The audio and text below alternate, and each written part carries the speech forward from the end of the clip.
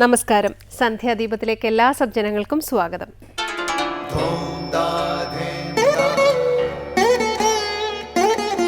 ശുഭം ഭവതു കല്യാണമായുസാരോഗ്യവർദ്ധനം സർവദുഃഖ വിനാശായ സന്ധ്യാദീപം നമോസ്തുതേ. നാമം ജപായനം പുണ്യം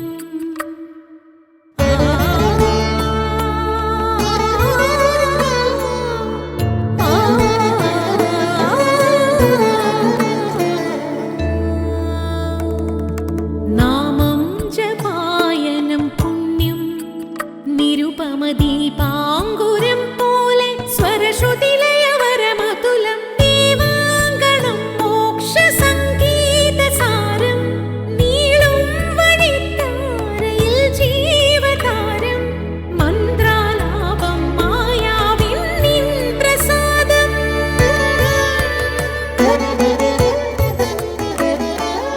ഇരുൾ നീങ്ങിയുണരുന്ന തെളിനാളദീപം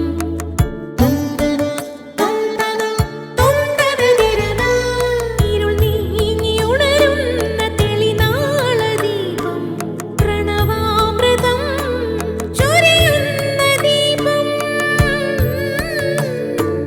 ദീപം ദീപം ദീപം ദീപം സന്ധ്യാദീപം.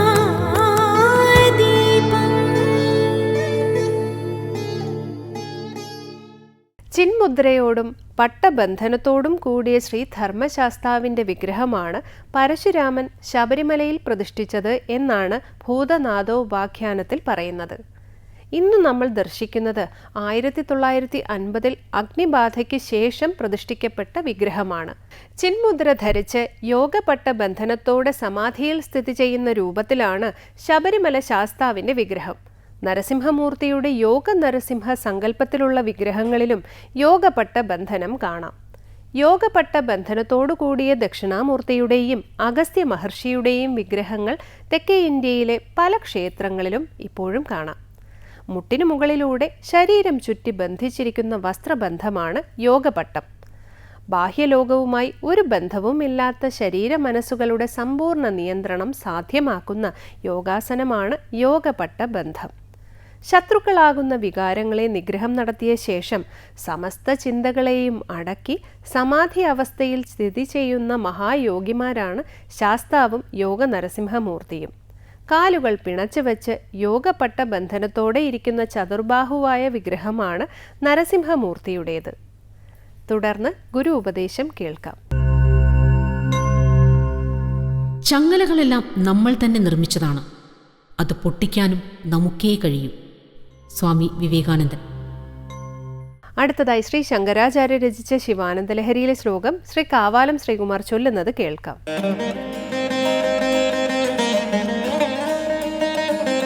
ഭൂതാരതാം ഉദവഹത് യദപേക്ഷയാ ശ്രീഭൂതാരയേവ കിമത സുമതേ ലഭസ്വ കേദാരമാകലിതമുക്തിമഹൗഷധീനാം പാദാരവിന്ദഭജനം പരമേശ്വരസ്യ. ഭൂതാരതാമുദവഹത് യദപേക്ഷയാ ശ്രീഭൂതാരയേവ കിമത സുമതേ ലഭസ്വ കേദാരമാകലിതമുക്തിമഹൗഷധീനാം പാദാരവിന്ദഭജനം പരമേശ്വരസ്യ.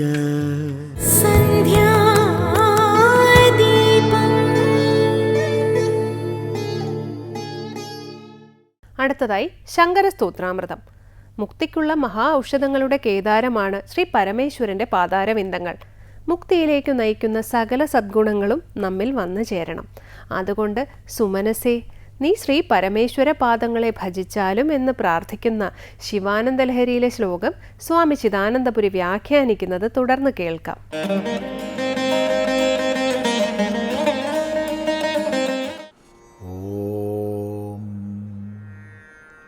ഗുരുർബ്രഹ്മാ ഗുരുർവിഷ്ണു ഗുരുർദേവോ മഹേശ്വരഃ ഗുരു സാക്ഷാത് പരം ബ്രഹ്മ തസ്മൈ ശ്രീ ഗുരവേ നമഃ.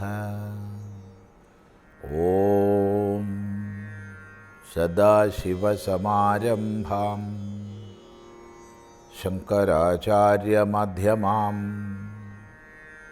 അസ്മദാചാര്യപര്യന്താം വന്ദേ ഗുരുപരമ്പരാം.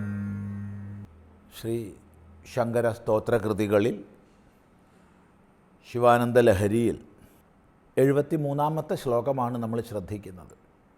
അവിടെ മനസ്സിനോട് അഥവാ സജ്ജനങ്ങളോട് ശിവപാദ ഭജനത്തെ നേടാൻ ആഹ്വാനം ചെയ്യുകയാണ്. മഹേശ്വരസ്യ പരമേശ്വരസ്യ പാദാരവിന്ദ ഭജനം ലഭസ്വ. പരമേശ്വരൻ്റെ പാദാരവിന്ദ ഭജനം, പാദമാകുന്ന അരവിന്ദത്തെ ഭജിക്കുക എന്നുള്ളത്, അതിനെ നീ ലഭസ്വ നേടിയാലും. ലഭസ്വ എന്ന പ്രയോഗം നേർക്ക് പറയുമ്പോഴാണ്. അപ്പോൾ മനസ്സിനോട് നേരിട്ട് പറയുകയാണ്, അഥവാ സജ്ജനത്തോട് നേരിട്ട് പറയുകയാണ്. എങ്ങനെയുള്ള യാതൊരു പാദത്തെ ദർശിക്കാൻ വേണ്ടി സാക്ഷാൽ ശ്രീ മഹാവിഷ്ണു പോലും പന്നിയുടെ രൂപത്തെ എടുത്തുവോ? അതാണ് ഭൂതാരതാം, പന്നിയുടെ ഭാവത്തെ ഉദവഹത് പ്രാപിച്ചു. യദപേക്ഷയ, യാതൊരപേക്ഷ കൊണ്ട്. ആര്? ശ്രീഭൂതാരൻ, ശ്രീ മഹാവിഷ്ണു, ഭൂമി ദാരമായിട്ടുള്ളവൻ, ഭൂമി ദേവി പത്നിയായിട്ടുള്ളവൻ. ഭൂതാരതയെ, പന്നിയുടെ ഭാവത്തെ പ്രാപിച്ചു. കിമുദ, ഇതിൽ പരം എന്ത് പറയാനാണ്? സകല ഐശ്വര്യ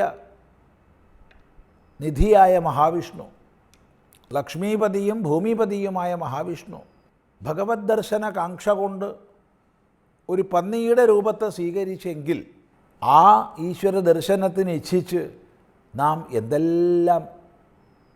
എത്രമാത്രം ത്യാഗം അനുഷ്ഠിക്കേണ്ടി വരും, എത്രമാത്രം അന്വേഷിക്കേണ്ടി വരും, എത്രമാത്രം തപോനിഷ്ഠരാകേണ്ടി വരും, ചിന്തിക്കുക. കിമുത എന്നുള്ള പദം പിന്നെന്ത്, അതിൽ പരം എന്ത് എന്ന ചോദ്യം അനേക അർത്ഥങ്ങളെ, അനേക സന്ദേശങ്ങളെ നമുക്ക് ബോധിപ്പിക്കുന്നുണ്ട് കിമുത എന്ന പ്രയോഗം. അതുകൊണ്ട് ഹേ സുമതേ, നീ ലഭസ്വ, ലഭിച്ചാലും. എന്താണ് ആ പാദഭജനത്തിൻ്റെ ഫലം എന്നാണെങ്കിൽ, കേദാരമാകലിതമുക്തി മഹൗഷധീനാം. ആകലിതമുക്തി മഹൗഷധീനാം, സങ്കല്പിക്കപ്പെടുന്ന ഇച്ഛിക്കപ്പെടുന്ന സകല മഹൗഷധികളുടെയും കേദാരമാണത് ആ പാദാരവിന്ദം. ഭഗവാന്റെ പാദാരവിന്ദം എന്നുള്ളത് ഒരു കേദാരമാണ്. കേദാരം വയൽ, നെൽവയൽ, കൃഷിഭൂമി. എങ്ങനെയുള്ള, അഥവാ എന്തിൻ്റെ കേദാരം? ആകലിത മുക്തിമഹൗഷധീന, ആകലിതമായ, ഇച്ഛിക്കപ്പെടുന്ന, സങ്കല്പിക്കപ്പെടുന്ന, കണക്ക് കൂട്ടപ്പെടുന്ന മുക്തിയുടെ പ്രാപ്തിക്കുള്ള മഹൗഷധിയാണത്. എല്ലാവരും ജീവിതത്തിൽ ആഗ്രഹിക്കുന്നത് സുഖപ്രാപ്തിയാണ്. എങ്കിൽ പരമാനന്ദപ്രാപ്തി, നിരതിശയമായ നിരപേക്ഷമായ സുഖപ്രാപ്തി, അതാണ് മോക്ഷം, മുക്തി. എല്ലാവരും ആഗ്രഹിക്കുന്നത് ബന്ധനങ്ങളിൽ നിന്നുള്ള മോചനമാണ്, സ്വാതന്ത്ര്യമാണ്. എങ്കിൽ സർവതന്ത്ര സ്വാതന്ത്ര്യമാണ് മുക്തി. അജ്ഞാനത്തിൽ ആരംഭിക്കുന്ന സകല ബന്ധനങ്ങളിൽ നിന്നുമുള്ള മോചനം, ആ മുക്തിയെ പ്രാപിക്കുന്നതിനുള്ള മഹൗഷധം തത്വജ്ഞാനം, തത്വവിജ്ഞാനം. എന്നാൽ ഇവിടെ മഹൗഷധീനാം എന്ന് ബഹുവചനം പറഞ്ഞതുകൊണ്ട് ആ തത്വജ്ഞാനത്തിലേക്ക് നമ്മളെ നയിക്കുന്ന സാധനാവിശേഷങ്ങളെ മുഴുവൻ എടുത്തു പറയാം. വിവേകം, വൈരാഗ്യം, ശമാധിഷട്കം, മുമുക്ഷുത്വം തുടങ്ങിയ സാധനാവിശേഷങ്ങൾ, സകല സദ്ഗുണങ്ങൾ, ഈശ്വരാന്വേഷണത്തിനുള്ളതായ അദമ്യമായ ഇച്ഛാവിശേഷം, ഗുരുപ്രാപ്തി, ശ്രവണം, മനനം, നിധിധ്യാസം എന്ന് വേണ്ട തത്വസാക്ഷാത്കാരത്തിലൂടെ പരമമായ മുക്തിഫലത്തിലേക്ക് ഉയരാൻ എന്തെന്തെല്ലാം അനിവാര്യങ്ങളാണോ അവയെ മുഴുവൻ ഉൾക്കൊള്ളിച്ചുകൊണ്ടാണ് ഇവിടെ ബഹുവചനം മുക്തിമഹൗഷധീനാം എന്ന് പറഞ്ഞത്.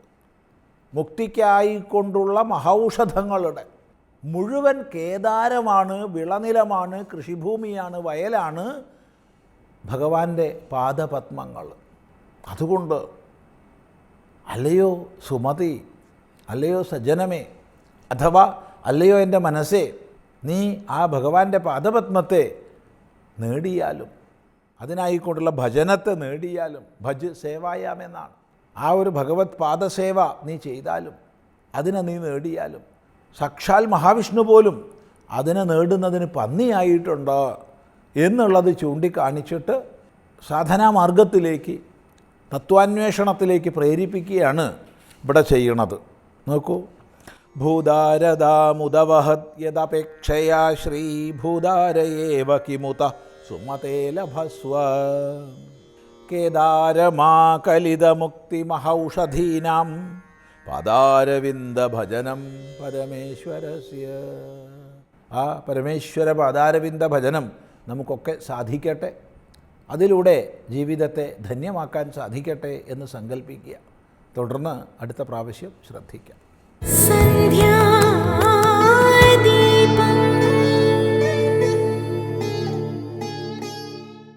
ഇനി ദീപാരാധനയ്ക്കായി ക്ഷേത്ര സന്നിധിയിലേക്ക് പോകാം. അവിടുത്തെ ഐതിഹ്യങ്ങളും പ്രതിഷ്ഠാവിശേഷങ്ങളും കൂടി അറിഞ്ഞ് ആരതി തൊഴുതു മടങ്ങാം. എല്ലാവർക്കും നമസ്കാരം.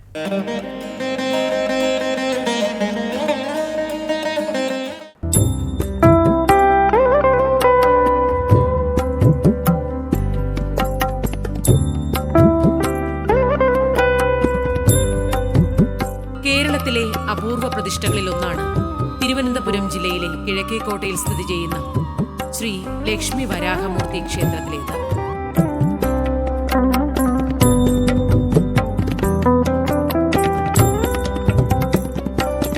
മഹാവിഷ്ണുവിന്റെ മൂന്നാമത്തെ അവതാരമാണല്ലോ വരാഹമൂർത്തി. ഭഗവാൻ അതാത് യുഗത്തിൽ ധർമ്മത്തിന്റെ പുനഃസ്ഥാപനത്തിനായി ഓരോരോ അവതാരം കൈക്കൊള്ളുന്നു. സൃഷ്ടി സ്ഥിതി സംഹാരനാഥന്മാരാണല്ലോ ബ്രഹ്മ വിഷ്ണു മഹേശ്വരന്മാർ. അതുകൊണ്ട് തന്നെ ഈ ഭൂലോകത്തിന്റെ നിലനിൽപ്പിനു വേണ്ടി സർവരും അഭയം പ്രാപിക്കുന്നതും സ്ഥിതിയുടെ നാഥനായ മഹാവിഷ്ണുവിന് മുന്നിൽ തന്നെയാണ്.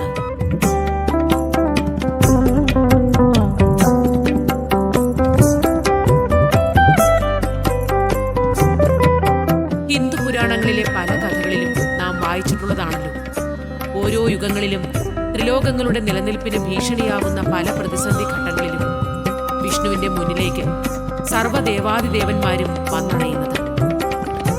വൈകുണ്ഠത്തിലെ അനന്തശയനത്തിൽ കിടന്ന് ഒരു ചെറുപുഞ്ചിരിയോടെ അതാത് കാലഘട്ടങ്ങളിൽ ഭഗവാൻ സർവ്വപ്രതിസന്ധികൾക്കും പരിഹാരമാർഗം കണ്ടെത്തുന്നു എന്നതാണ് വസ്തുത.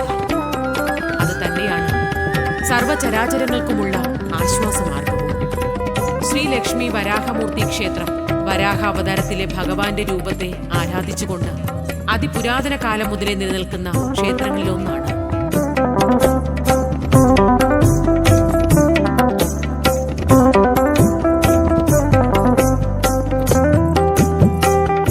ഇവിടെ ഭഗവാന്റെ ഇടതുവശത്ത് ലക്ഷ്മി ദേവിയും ചേർന്നിരിക്കുന്ന ഇന്ത്യയിലെ തന്നെ അപൂർവമായ പ്രതിഷ്ഠാ സങ്കല്പങ്ങളിലൊന്നാണ്. അതുകൊണ്ട് തന്നെ ഈ ക്ഷേത്ര ദർശനം അതിസവിശേഷതകൾ നിറഞ്ഞ അനുഭവമാണ് നൽകുന്നതെന്നാണ് ഭക്തജനങ്ങളുടെ അഭിപ്രായം. ലക്ഷ്മി ദേവിയുമായി ചേർന്നിരിക്കുന്ന ഭഗവാൻ രൗദ്രഭാവം വെടിഞ്ഞ് സദാ മംഗളരൂപിയായി കാണപ്പെടുന്നുവെന്നതാണ് ഈ ക്ഷേത്രത്തിന്റെ പ്രത്യേകത.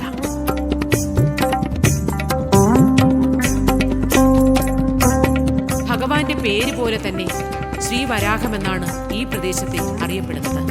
നഗരത്തിലെ തിരക്കുകൾക്കിടയിൽ നിന്ന് ക്ഷേത്രത്തിലേക്ക് കടന്നുവരുന്ന ഓരോ ഭക്തജനങ്ങളും ആനന്ദദായകമായ ഏതോ ഒരു ആത്മീയ മന്ത്രം ആത്മാവിൽ അനുഭവിച്ചറിയുന്നത് പോലെയാണ്.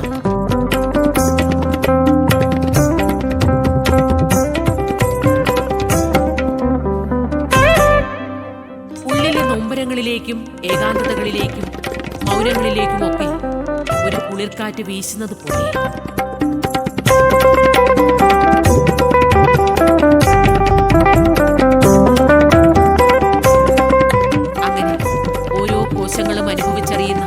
പരമമായ സ്വാസ്ഥ്യം തന്നെയാണ് ശ്രീവരാഹത്തിന്റെ ഈ ആത്മീയ ഭൂവിൽ നിന്നും ദേവനും ദേവിയും ഒന്നിച്ചു ചേർന്ന് നമുക്ക് സമ്മാനിക്കുന്നത്.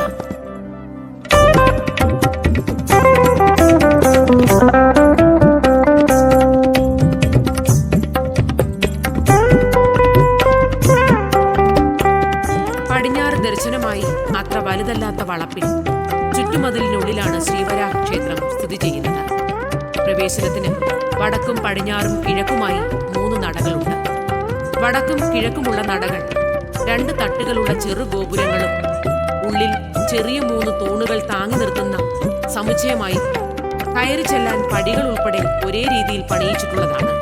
പടിഞ്ഞാറേ നട കുളത്തിലേക്കാണ് തുറക്കുന്നത്. തെക്കുവശത്ത് ഒരു നടയുണ്ടെങ്കിലും അത് സ്ഥിരമായി അടച്ചിരിക്കുന്നു. വൃക്ഷച്ചുവട്ടിലും മറ്റുമുള്ള നാഗത്തറകളിൽ സർപ്പശില്പങ്ങളുടെ എണ്ണം വളരെ കൂടുതലാണ്.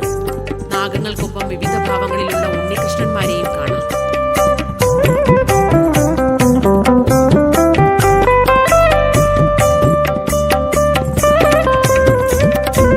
വടക്ക് കിഴക്ക് ഭാഗത്ത് പടിഞ്ഞാറ് ദർശനമായുള്ള വെവ്വേറെ അറകളിലായി നാഗരാജാവും നാഗയക്ഷിയും അവർക്ക് പിറകിൽ ഒരു നാഗത്തറയുമുണ്ട്.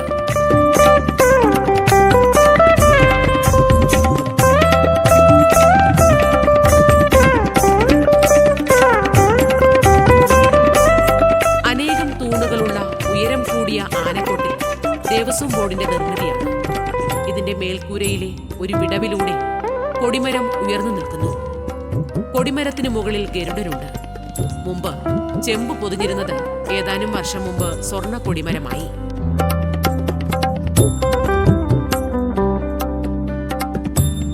മരം കൊണ്ടുള്ള അഴികൾക്കുള്ളിലാണ് ബലിക്കല്ല്.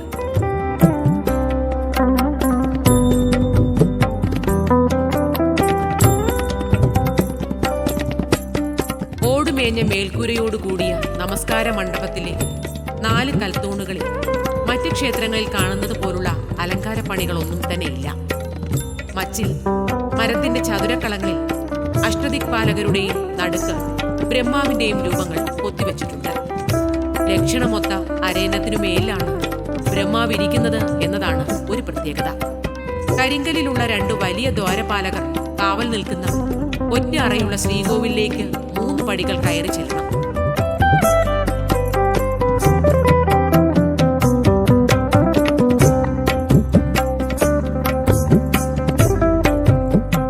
ശ്രീകോവിൽ വൃത്താകൃതിയിലാണെങ്കിലും ഉള്ളിലെ ഗർഭഗൃഹം സമചതുരമാണ്. ചെമ്പ് തകിടുകൾ കൊണ്ടാണ് മേൽക്കൂര മേഞ്ഞിട്ടുള്ളത്.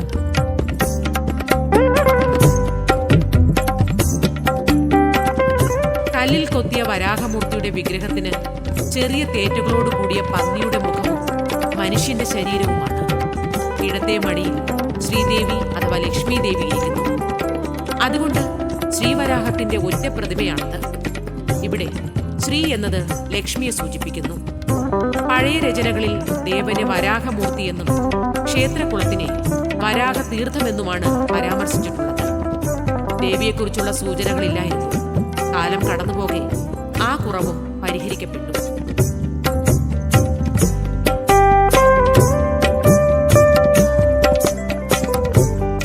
ദശാവതാരങ്ങളിൽ ശ്രീകൃഷ്ണ ഭഗവാന്റെയും ശ്രീരാമ ഭഗവാന്റെയും പ്രതിഷ്ഠകളാണ് ബഹുഭൂരിപക്ഷവും. വരാഹ പ്രതിഷ്ഠകൾ വളരെ കുറവാണ്.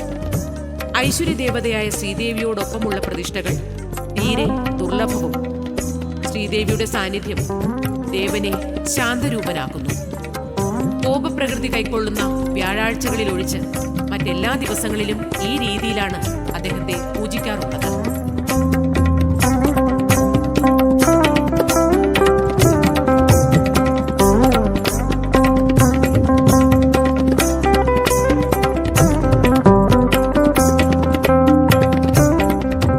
കോട്ടയ്ക്കകത്തുള്ള ശ്രീ മിത്രാനന്തപുരം ക്ഷേത്ര സമുച്ചയത്തിലെ ശ്രീ പരമേശ്വരന് അഭിഷേകത്തിനുള്ള തീർത്ഥജലം ലഭ്യമാക്കുന്നതിന് ശ്രീ മഹാവിഷ്ണു വരാഹത്തിന്റെ രൂപത്തിൽ പ്രത്യക്ഷപ്പെട്ടു.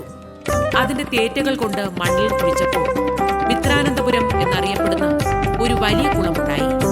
സൃഷ്ടിയുടെ സവിശേഷത കൊണ്ട് കുളത്തിന് തീർത്ഥത്തിന്റെ സംശുദ്ധി കൈവന്നു. ഇന്നും കുളത്തിനടിയിലെ മണൽ ക്ഷേത്ര ചടങ്ങുകൾക്ക് ഉപയോഗിക്കുന്നതിലൂടെ ശ്രീ പത്മനാഭസ്വാമി ക്ഷേത്രത്തിലെ ഉത്സവവുമായി അത് ബന്ധപ്പെടുന്നു. തന്റെ ദൗത്യം പൂർത്തിയാക്കിയ വരാഹം അവിടെ നിന്ന് ഓടിപ്പോയി. പിൽക്കാലത്ത് ശ്രീവരാഹം ക്ഷേത്രമായി തീർന്ന സ്ഥലത്ത് താവളമുറപ്പിച്ചു.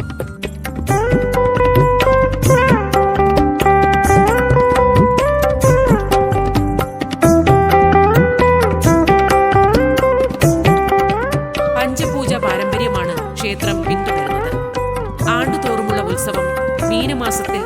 ദിവസം നടക്കുന്നു.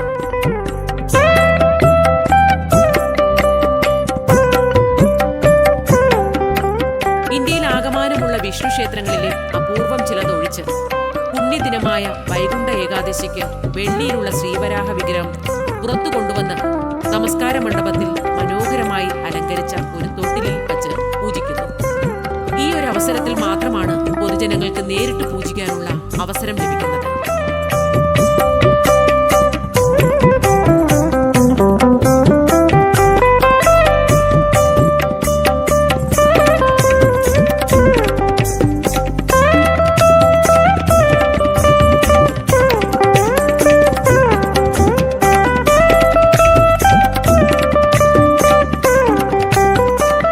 ക്ഷേത്രത്തിൽ ലക്ഷാർച്ചനയ്ക്ക് പ്രത്യേക പ്രാധാന്യമുണ്ട്. പൂജാരിമാർ ഗർഭഗൃഹത്തിനുള്ളിലിരുന്ന് പ്രധാന വിഗ്രഹത്തിന് നേരിട്ട് അർച്ചന നടത്തുന്നു. തീർച്ചയായും ഇതൊരു അപൂർവത തന്നെയാണ്. ശ്രീവരാഹ തീർത്ഥമെന്നറിയപ്പെടുന്ന വിശാലമായ ക്ഷേത്രകുളമാണ് ശ്രീവരാഹത്തിന്റെ ഏറ്റവും വലിയ പ്രത്യേകത. ജില്ലയിലെ തന്നെ ഏറ്റവും വലിയ ക്ഷേത്രകുളം എന്നത് ഈ പ്രദേശത്തെയാകെ കുളിർമയുള്ളതാക്കുന്നു. പരമ്പരാഗതമായി ഈ ആവാസ വ്യവസ്ഥയുടെ ശ്രുതിയും താളവും നിലനിർത്തുന്ന ക്ഷേത്രകുളത്തിന് മറുകരയിൽ ഒരു ഗണപതി ക്ഷേത്രമുണ്ട്. ഈ ക്ഷേത്രം ശ്രീവരാഹ ക്ഷേത്രവുമായി ബന്ധപ്പെട്ടാണ് കിടക്കുന്നത്.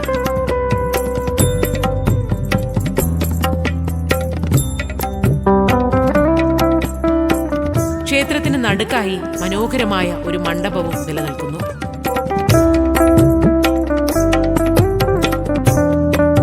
ക്ഷേത്ര ദർശനം കഴിഞ്ഞുള്ള സായാഹ്നങ്ങൾ ഭക്തജനങ്ങൾക്ക് ക്ഷേത്ര സംഗീതം കേട്ടുകൊണ്ട് ഈ കുളക്കരയിൽ ചെലവഴിക്കുന്ന സമയങ്ങൾ സൗഭാഗ്യം നിറഞ്ഞതാക്കുന്നു.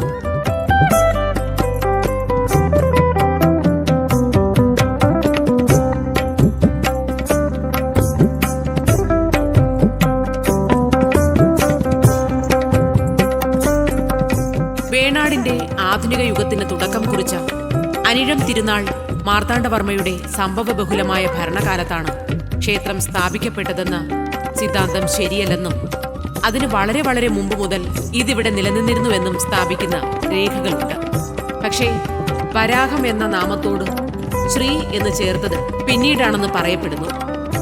12-ാം നൂറ്റാണ്ടിലെ സംസ്കൃത കാവ്യമായ സ്യാനന്തൂര പുരാണ സമുച്ചയത്തിൽ വരാഹം എന്നു മാത്രമേ സൂചിപ്പിക്കുന്നുള്ളൂ. AD 12-ാം നൂറ്റാണ്ടിന്റെ അവസാനമോ 13-ാം നൂറ്റാണ്ടിലോ രചിക്കപ്പെട്ട അനന്തപുര വർണ്ണനം എന്ന മണിപ്രവാള കൃതിയിലും കേരളത്തിന്റെ ഉത്ഭവം വിവരിക്കുന്ന കേരളോൽപത്തി എന്ന പഴയ മലയാള പുസ്തകത്തിലും ഇതിനെക്കുറിച്ച് പരാമർശിക്കുന്നുണ്ട്.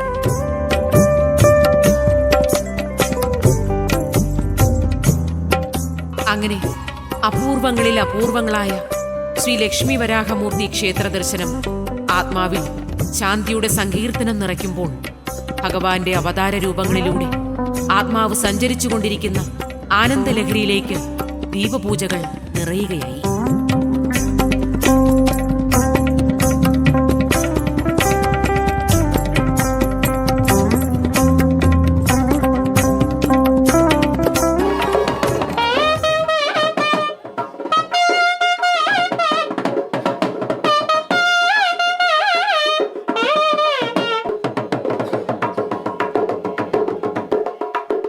ശ്രീകോവിലിനുള്ളിലെ വരാഹമൂർത്തിയുടെ പ്രതിഷ്ഠയിലേക്ക് നോക്കി തൊഴുകൈകളുമായി നിൽക്കുമ്പോൾ ഭക്തമനസ്സുകളിലൂടെ മത്സ്യ, കൂർമ്മ, വരാഹ, നരസിംഹ, വാമന രൂപങ്ങളും ശ്രീരാമനും ശ്രീകൃഷ്ണനുമൊക്കെ നിറയുമ്പോൾ ധർമ്മത്തിന്റെ പുനഃസ്ഥാപനത്തിനായി ഈ കലിയുഗത്തിലെ പുതിയ അവതാരത്തിനായി വിഷ്ണു സഹസ്രനാമങ്ങൾ ചൊല്ലി നമുക്ക്